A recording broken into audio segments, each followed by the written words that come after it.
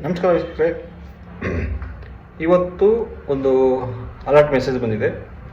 ಅದು ಭಾರತೀಯ ವಿಪತ್ತು ನಿರ್ವಹಣಾ ಕೇಂದ್ರದಿಂದ ಒಂದು ಮೆಸೇಜ್ ಬಂದಿದೆ. ಅದಕ್ಕೆ ಜನ ಎಲ್ಲರೂ ಭಯಪಡುವಂಥ ಅಗತ್ಯ ಏನಿಲ್ಲ.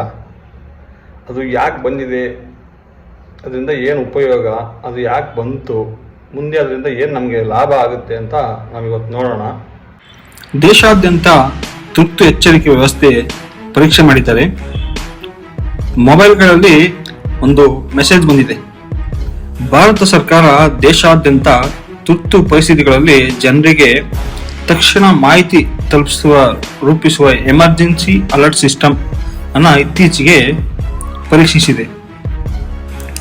ಈ ಪರೀಕ್ಷೆಯ ಭಾಗವಾಗಿ ಇದು ಪ್ರಕೃತಿ ವಿಕೋಪಗಳು, ಭೂಕಂಪ, ಪ್ರವಾಹ, ಚಂಡಮಾರುತಗಳಂತಹ ಸಂದರ್ಭಗಳಲ್ಲಿ ಅಥವಾ ರಾಷ್ಟ್ರೀಯ ಭದ್ರತಾ ತುರ್ತು ಪರಿಸ್ಥಿತಿಗಳಲ್ಲಿ ಜನರಿಗೆ ತಕ್ಷಣ ಎಚ್ಚರಿಕೆ ನೀಡುವ ವ್ಯವಸ್ಥೆಯಾಗಿದೆ. ಈ ವ್ಯವಸ್ಥೆ ಹೇಗೆ ಕೆಲಸ ಮಾಡುತ್ತೆ ಅಂತ ಹೇಳೋದಾದ್ರೆ, ಮೊಬೈಲ್ ನೆಟ್ವರ್ಕ್ ಟವರ್ಗಳ ಮೂಲಕ ಸಂದೇಶವನ್ನು ಕಳಿಸಲಾಗುತ್ತೆ. ಅಂದ್ರೆ ಮೊಬೈಲ್ಗಳ ಟವರ್ಗಳಿರ್ತಾವಲ್ಲ, ಅದ್ರ ಮುಖಾಂತರ ನಿಮಗೆ ಮೆಸೇಜ್ಗಳನ್ನ ಕಳಿಸುತ್ತೆ. ಇದಕ್ಕೆ ಯಾವುದೇ ಇಂಟರ್ನೆಟ್ ಅವಶ್ಯಕತೆ ಇಲ್ಲ. ಮತ್ತೆ ಎಲ್ಲ ಸ್ಮಾರ್ಟ್ ಫೋನ್ಗಳಾಗಿರ್ಬೋದು, ನಾರ್ಮಲ್ ಫೋನ್ಗಳಿಗೂ ಇದು ಮೆಸೇಜ್ ಬರುತ್ತೆ. ಆಮೇಲೆ ನೀವು ಸೈಲೆಂಟ್ ಮೋಡ್ನಲ್ಲಿ ಇಟ್ಟಿದ್ರೂ ಕೂಡ ಇದು ಅಲರ್ಟ್ ಸೌಂಡ್ ಬಂದೇ ಬರುತ್ತೆ ನಿಮಗೆ. ಈ ಅಲರ್ಟ್ ಸೌಂಡ್ ಬಂದಾಗ ಕೆಲವರು ಭಯ ಪಡ್ತಾರೆ. ಹಾಗಾಗಿ ಯಾರು ಭಯ ಪಡಬಾರ್ದು ಅಂತ ಭಾರತ ಸರ್ಕಾರ ಹೇಳಿದೆ. ಭವಿಷ್ಯದಲ್ಲಿ ಯಾವುದೇ ತುರ್ತು ಪರಿಸ್ಥಿತಿಗಳಲ್ಲಿ ಜನರಿಗೆ ತಕ್ಷಣ ಮಾಹಿತಿ ನೀಡಲು ಇದು ಅವಶ್ಯವಾಗಿದೆ.